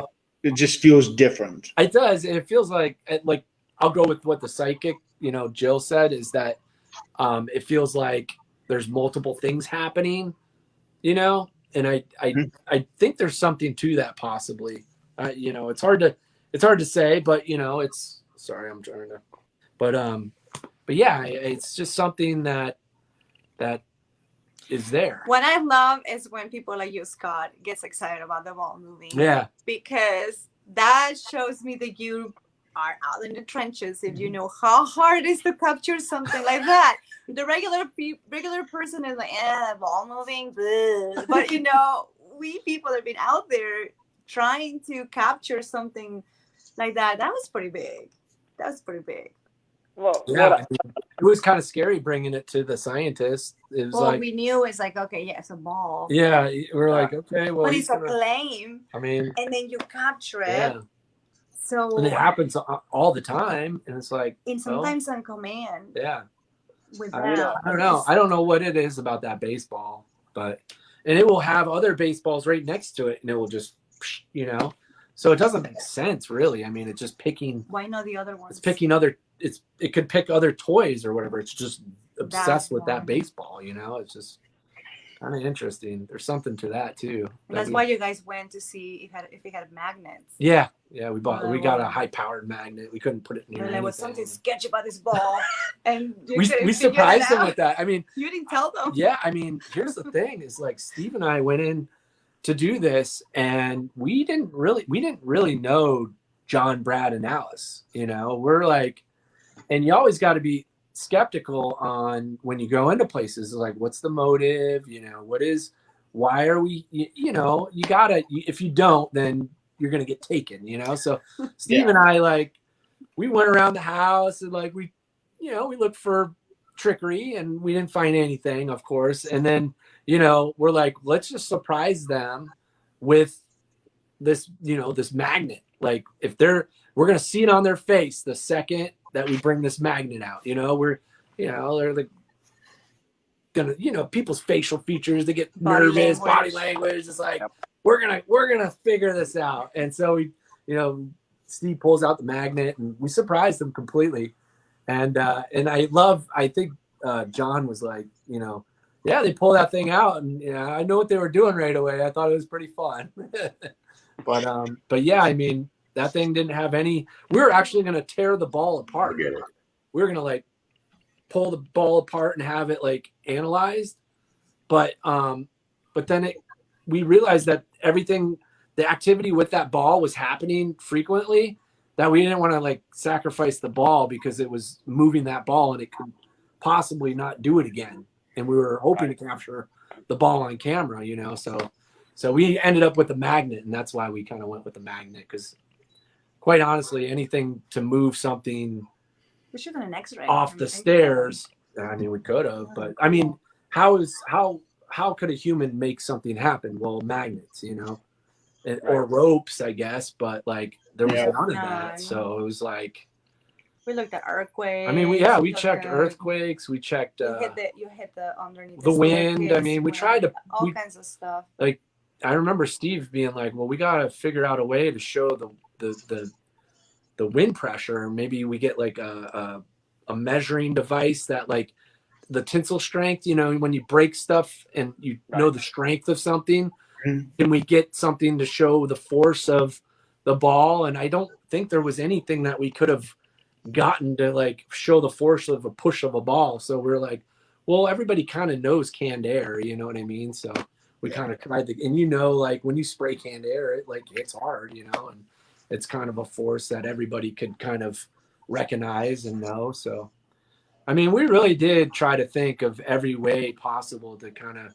show the viewer and involve people into it, you know, and go through an investigation. I don't know if that's ever been done before, like having a viewer be part of an investigation, which I felt like was very needed, you know, and it was fun to do too. I mean, we were on the investigation as well, so it was like being detectives and the story unfolded. Did you guys take that ball and put it in other places in the house to see if it moved from there? You know, John and Brad, we followed what they did. So they have trigger objects around the house, and they have taken the ball and put it in other areas. And for whatever reason, it likes those stairs. It likes the stairs. But other things have moved in the house. Like they have like other objects move or fall, or I think we had something fall off the railing. And I mean, there was a lot that we got that we didn't put in the film that, like, you know, it was just, we wanted to really present the best stuff, you know, kind of like on your guys' investigations, you guys know that some evidence is like, well, there's a little bit of a doubt there, or there's, you know, this could happen. So like, we really wanted to show, like, put our best foot forward for it, you know? Okay. Cause that was going to be one of the questions I was going to ask you. What didn't make the film? Oh, There was a lot of EVPs actually. Yeah. We kind of held back a lot of the EVPs. And I think if we got EVPs while we were filming there, that we, you know, maybe push those through, just because it's a, you know, a controlled set and you're actually experiencing it as it's happening and it makes sense. So, but the EVPs, and then, let's see, you know what? I had like a little bit of an experience there, just with some knocking, some taps when I was there, late at night, that I captured on a GoPro, but it just didn't make sense to put it in at all. You know what I mean? A lens went missing. Oh yeah. We were looking for your lens all over. And that was a claim, like things disappear. Yeah. It was a lens. You keep track of that stuff. Yeah, he was like, he is very picky with his gear. And I put it right next to my I have like a little media dumping area where I've taken all the media and I put it, and I got a couple lenses, and it's like the production area. And I was working with this lens. I put it right next to the computer. And it was just gone. I don't know what happened. And you never even thought paranormal. You're thinking I thought I was losing my brain. Somebody so I thought I was took tired, it, or you know, Yeah. you were getting upset. Yeah. You never once thought it was paranormal. But then Alice, don't worry, things that happens here, and it'll appear again. Well, what, a day or 2 days later, same spot. It showed up right in the spot I left it. And you know that nobody's nobody's was in and out of there. Nobody was in and out during that time. You check the DVR to see if somebody was trying to play a trick on you. Yeah, there was no camera. I understand why you'd be upset. My wife just has a simple Nikon D5000, and we have two lenses for it, and altogether for the camera body and the two lenses was like $1,500. I understand why you're upset. That's not a mistake you make. Yeah. That's a subject. Yeah, I shouldn't be talking about this. So now I gotta ask you, Kendall, as a cameraman, you're sitting there and you're doing your shots and something happens. Mm-hmm. Is it hard to maintain focus without going like, "Wow, I heard that"? So is that hard? That's a very good question. Like when I work for other people's shows, say Ghost Hunters or Ghost Brothers or Ghost Academy, I'm not allowed to, like, I can't talk or do anything. So like this year when I was filming Ghost Hunters, the reboot, there was some stuff that happened that I've never seen before. And one is like the light anomaly that we got on the EMCCD camera. And I was right there. I was filming it, and I'm looking at the thing, and I'm like, in my brain, I'm investigating with them. Like, I'm like going through scenarios. Camera operating has become like second nature to me. I can actually investigate and hold the camera at the same time. And I felt like I was in the moment, and I saw that, man, I lost my stuff. I was like, I literally like launched myself back. It was like trying to hold myself from like, whoa, because I was just so amped up that we were getting, because the EMCCD camera is it's awesome. So like the EMCCD camera, it's not sending light out. So you're not getting, there's no false positives of light reflection. If you see something manifest, if you see something, it's emitting its own light. So like if that thing goes off, it's doing a photon event. And I knew right away this is something that like is emitting its own light. And it was just so hard to hold my composure. I got the shot. I filmed the whole scene, but it was like, yeah, it was awesome. And yes, it was hard for me to bite my tongue and not get excited. There is one scene I do want to ask you about. This was a few years ago. Yeah. That would be the table at Stanley Hotel. At the Stanley, yeah. Yeah. Grant Wilson. About that. Oh, so long ago. Yeah. I mean, you actually have a better table story than that. The cart on. Yeah. Yeah. But I'll do the Stanley real. I got like through the years.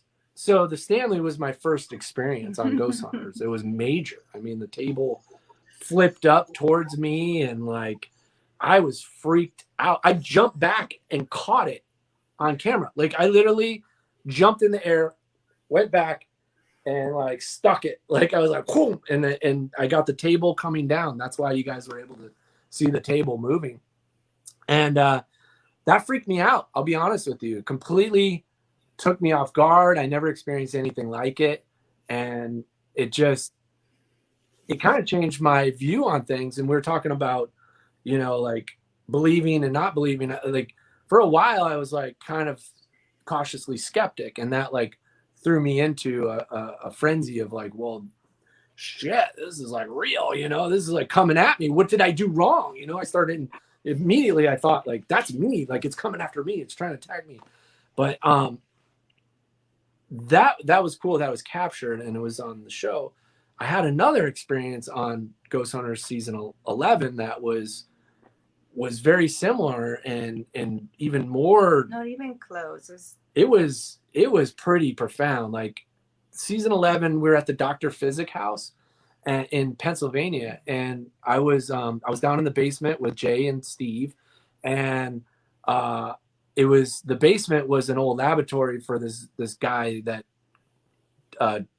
inventor that invented devices and instruments for surgery. And he was kind of Dr. Frankenstein. I mean, he got cadavers brought to him that people would dig up, and he bought them off the black market, and he would try all these things and try blood transfusion. He was like, it was pretty messed up, the things he was doing. And we were down in that basement, and we're in the laundry area, and we go and we're kind of coming out, and I always follow the guys and I let them walk out of the room. And then, it cuts to another team in TV world. They leave the frame and then they cut. So I let them do that. And as soon as they kind of are leaving the threshold of the room, I hear this noise out of my right ear, and it's like this rattle. And I was like, what the hell is that? And it just goes, and it like speeds up. You can hear this thing coming at me with speed. And I just pan the camera over just in time in the darkness, and I capture this cart fly into me and hit me with force. And that freaked me out. I was like, blah, blah, blah. I think I swore. And like the guys come in and they're like, what's wrong with you? And I'm like, the cart, like you guys have seen me when I get excited. I mean, it was on, yes, on the documentary. I mean, okay. So like my goal is to capture a ghost. like, I just really want to, I mean, a lot of us out there. And so when you get something, or you know, like you go months and months and months, or even years, and you actually physically capture something, and you know you got it, it's just so exciting. Like the Mississippi house, like I was skipping because I was so excited. We were there hearing the stories, seeing the footage. I mean, it was like months of like pre-production on the documentary, and it was the ball, like the ball is great evidence, you know, some of these other things are great evidence, and then I witnessed the ball like fall down the stairs, and that doesn't happen all the time for me, you know. So it was exciting, you know. And it's a rare thing to experience. it is, yeah. I mean, I don't know about y'all if you go in and see stuff all the time, but like for me, it could be like a number of cases, you know, that until you actually see something, you know. But it's so lucky that happened to you right as you guys were packing to leave. Yeah. That's It like, man, I swear, like it was like it chose it. I don't know. Like it caught we almost didn't get it. Like the GoPro was charging in the corner, and it was almost out of batteries. I had it like in the wall, charging. And the fact that day, Cooney went in and like adjusted the camera, because I used one of those cameras for something I was filming earlier, and I never moved it back. Well, Cooney's like particular about his angles and stuff, and Brad Cooney, and he twists it back, like it's on the stairs. So that like we almost missed it there. We almost missed it with the GoPro. I was packing up the camera, the red camera to go. I was shipping it out to go back to its rental place, and so we just had the GoPro. We were like so lucky that we captured that. And like it's so funny because I was so caught up in the moment that I saw it. Steve runs in and grabs the camera. Like he became the cameraman. And he's the one who like got the excitement of, you know, us like cruising in and checking the DVR. And then, you know, it was cool, man. Like how that went down. You guys saw it all, like, oh yeah, as it unfolded. And it was, I mean, the house gave it to us, you know. It was like you keep saying that. I do, because I just don't understand why would like at the last minute, the last day, it would do that, you know. Or maybe you thought you guys were for sure gone. There was no cameras filming, because it usually happens when nobody's filming. That's true. But the door too, that was the other thing. It was like, I'm going to give you two things just in case you didn't believe anything. I don't know. Yeah. I said, I told my wife as I was watching the house in between, when we saw the part with the reflection of the ceiling fan, I told her, I said, how many people are going to start investigating with reflection after seeing this? I'm just going to set this up, reflecting off this sliding glass door. Yeah. Get one of those like mirror balls or something and put it, because you can see in 360. It's not a bad idea. Like, no. You can like put it in the middle of a room, and then you can see the full room behind the camera. It's like you said, it always seems to happen just where the camera's not pointed. Yeah. Yep. Well, that's something that I try to do with my camera angles, is that I'm trying to make sure that if there's a mirror on the wall, that I got that mirror in view of the camera in case something happens behind it. Ah. Smart. Yeah. So I do try to do that. And I think we did that at the Davies house when they had the two mirrors there. I made sure that one of the cameras was focused right on that. So for the house in between, from start to finish, how long did it take you guys to do all the filming for this thing? Because I know that on Ghost Hunters, sometimes you guys spend 2 or 3 days or even up to a week. Yeah. Doing a location before you even do the evidence. Yeah. So for this one here, how long did this one take? So for all of production, it was like we spent a lot of time in the edit, but for us, the whole process was 2 years for the whole process. I mean, those guys have been documenting for 10. So we had to go through everything. Yeah. I mean, everything. And it was like probably over 1,000 hours of footage. I mean, we're like going through DVR stuff just to make sure that like we got the best stuff. And like, so then there was time to shoot, and we shot, we went out and shot want to say like 2.5 weeks, and then we came back and to explain the ball and the chandelier, because I was home when Cooney found it. Like we had just left, and then he's like, dude, you're not gonna believe, like he's texting me, he's like, you're not gonna believe I should what have filmed that because yeah. Kendall got goosebumps. He was just like, "What, you I was kidding me?" Like, he so was excited. just like so excited when Cooney sent you that photo. Yeah, he sent me the text. he sent me a text. Hey, dude, that ball, or the ball moving was great, but I couldn't set in my brain. Remember when the door closed? You hear the door close. Yep. And we didn't know what it was, and that is what set Cooney To on look this back. like thing where he's like, I can't get it out of my head. And then he zoomed into and then that's when he showed me the clip, and I was like, a door that wasn't on camera at all. it wasn't on. It was on. Say, nice try, Ghost. Yeah.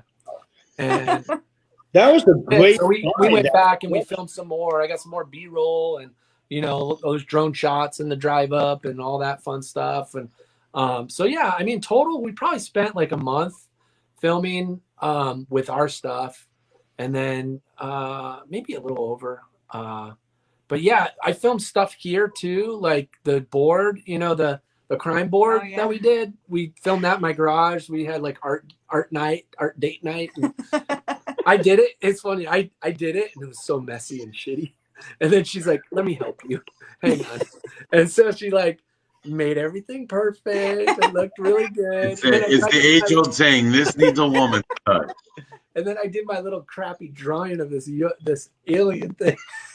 Every time I see it, I laugh because it's so bad, but it's like a sketch of an alien on the little dry erase board. That was the only thing that got left. But so we did some of that filming. I actually went to I shouldn't say where I went and got it because I went full road video. But yeah, I went to this place and got some what is it? Super 8. No, not the Super 8. I'm sorry. Microfiche. All that microfiche in the beginning. I had to go to a microfiche to get that, you know, and that was fun. You got lost. I got lost going. It was an adventure, man. Filmmaking. Like, it was awesome. You, like, left, not everybody in the world has a microfiche, so it was tough to do that. And yeah, so we were just filming little parts here and there and little bits and stuff all the way through until we delivered it. But I mean, stuff still was happening at the house, and we had to figure out if we wanted to put it in or not, and like if it made sense, you know, because the house is still active and it's still being investigated. It's still like under surveillance, even more now, you know, and it's like, yeah. So I mean, you can honestly, because the house was still filming, so if there was something that happened that was better or the same as the door and the ball, then we probably would have used it. So if you want to put it all in perspective, we were probably filming for 2 years, you know, with the house being recorded. Yeah. It's awesome. Wow. I wanted to ask you, when you had to take the science to the scientists for the film. Yeah. How important is that to the story? And for two, how did it make you feel, the reactions to it, you know, how did it make you feel at the time knowing what you know? So the science stuff, you know, Steve found Dr. Dye, which was a really great find because he was there in Mississippi, so we got a chance to go, and that was actually the first thing we filmed for the documentary. And Steve starts interviewing Dr. Dye, and it's like, I remember the moment I was like filming it, and I'm like, this is amazing. Like, here you have somebody who is in the paranormal, but holds his level of investigation to a science level, and interviewing a real life scientist that specializes in light and some of the stuff that we're talking about. So seeing the two hold that conversation together was very fascinating and really awesome. And it was pretty fun when Steve handed him the iPad and was like, so this is what we caught, you know, this is what is experienced in the house. You guys saw it. And his first reaction is like, is it an earthquake? And we're like, well, no, is it a trick? You know what I mean? Like, he wasn't gonna let it be a ghost. Like, it's just like, Yeah. no, that doesn't work here. And then we got into deep conversation about the possibilities, because I think that's all we could really talk about, because there is no controlled study of any sort, and a scientist isn't going to take you serious unless the house is locked down. You have that funding project that is like a controlled study and this and that. So we tried the best we could with bringing in experts. I know Vera worked very, very hard on getting us a geologist. We really wanted that because land is a possibility, and we really wanted to go down that route. Talked about those hypotheses with Yeah. minerals and water, Minerals and underground water, water, and all that. We wanted the facts on that, because maybe we all saying it all wrong all along, and it was time to call it straight. And nobody wanted to talk to us. No geologists wanted to talk. As soon as I say paranormal, they will buy. Or they give you the circle around. They're like, go call somebody else. let me talk to my supervisor, and I'll get right back to you. And then they never get back to us, or they don't answer anymore. I did get Dr. Dan in, and he was fascinating. From California. Yeah. And he blew my mind. Yeah. I just love There's a lot of everything that he said. Yeah. It's so funny you guys mention that, because our show, we do more than just paranormal. We do, cryptozoology and stuff. Mm-hmm. Yeah. And I've been trying to find somebody to come on our show and talk about Loch Ness. Oh yeah. Or Champy, either one. Yeah. And everybody I talk to, it's like the moment I mention the word podcast, they're like, yeah, no. Thanks, but no thanks.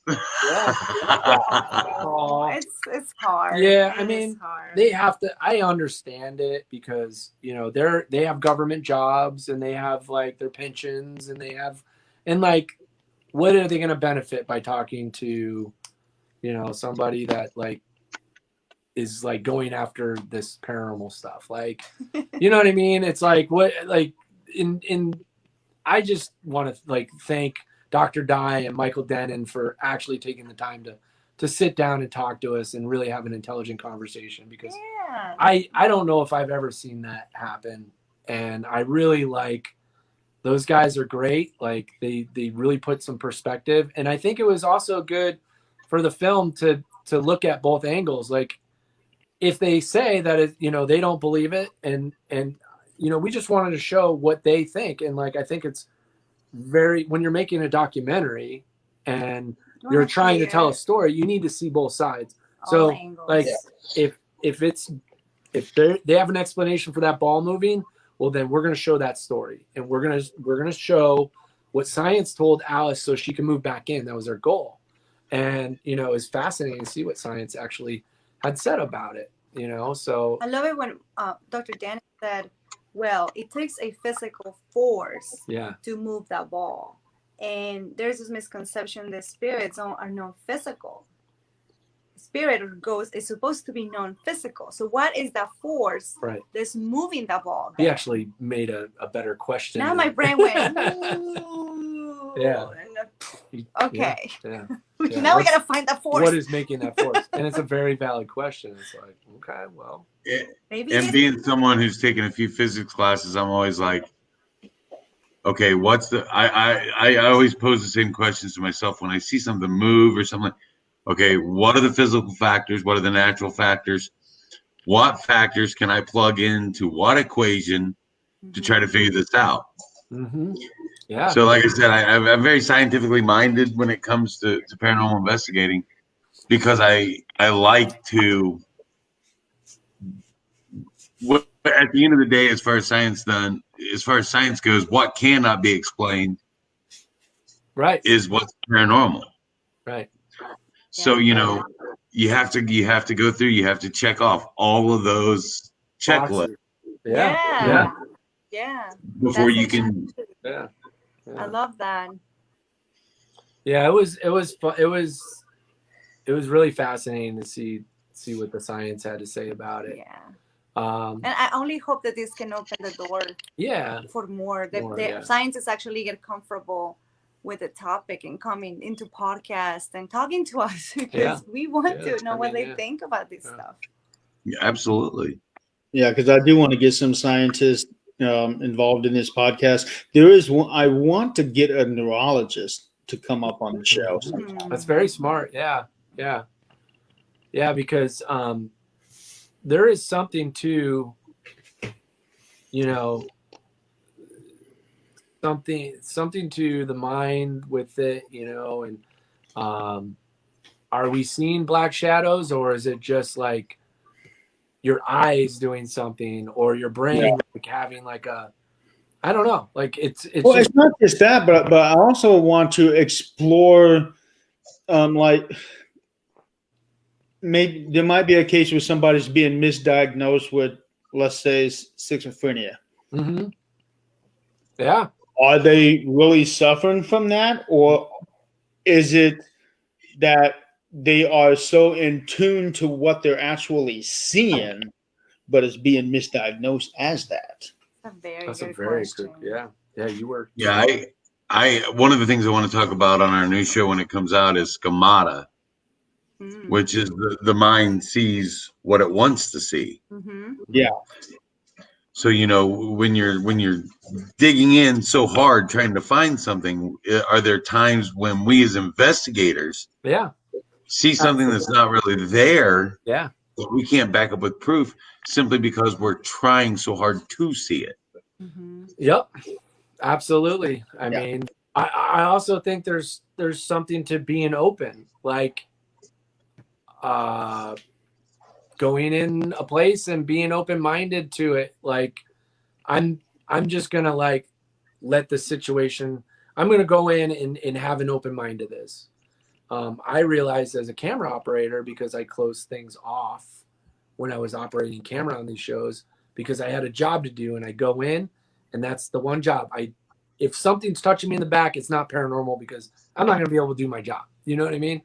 I closed all that off, and like, you know, I think it did something. I really do think you can close this stuff off. I was able to go in the basement of Alcatraz by myself and do this stuff, you know.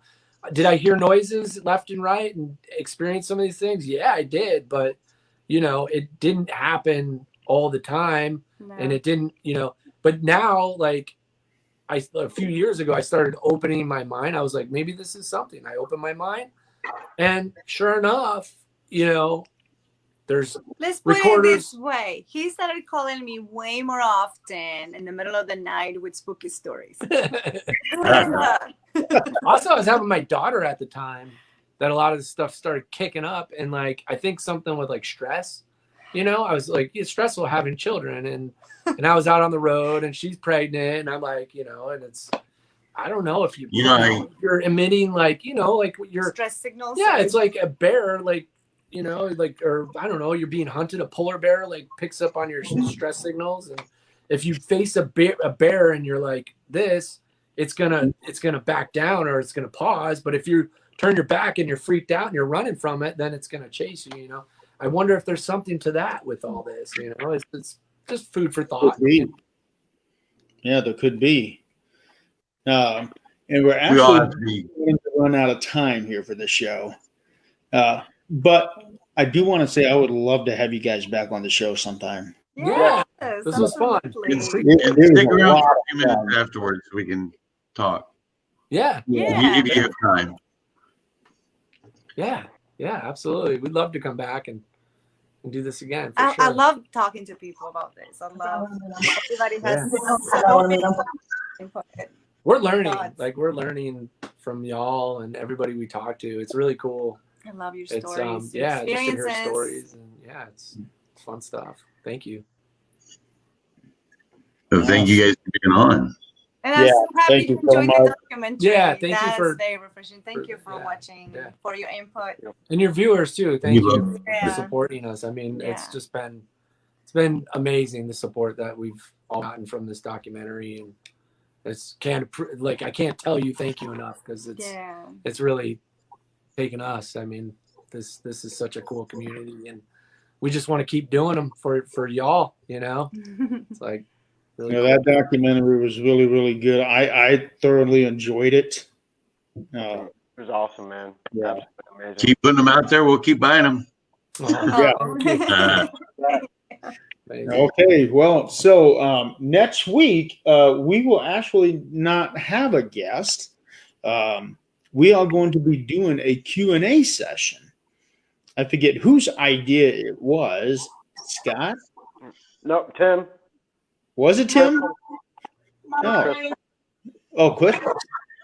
Yes, it was my wife's. So we're That's why going I wanted you guys to hang out for a minute. It's good to meet you. Yeah, we'll be doing a Q&A session next week. So the audience, you guys can pretty much ask us whatever you guys want to ask us. Anything Yeah, you that's want why to know? I'm short. There's gonna be problems because I'm not short. I'm fun size. It's so funny when we get together because Scott is 5'1" and I'm 6'3". You don't He's tell people 120 my and I'm height. 240. Yeah. He's Tim's little ankle biter. That's amazing. I want to drink a beer with y'all. Oh, Yeah. absolutely. I want to do that. Don't make promises, brother, because I'll drive there. That would be fun. Awesome. Yeah, that would be really awesome. Okay, so we are going to go ahead and sign off. So for those of you who have been watching and commenting and participating in the chats, thank you guys so much. And Kendall and Vera, again, thank you guys for being on the show, and we will definitely have you guys back on again. Thank you. And don't forget to like and follow Paranormal United Network. Yeah. Yes. Yeah. And the 13th dimension. Okay, so until next week, if it's paranormal or beyond. Scott? We got it covered. That's right. Bye.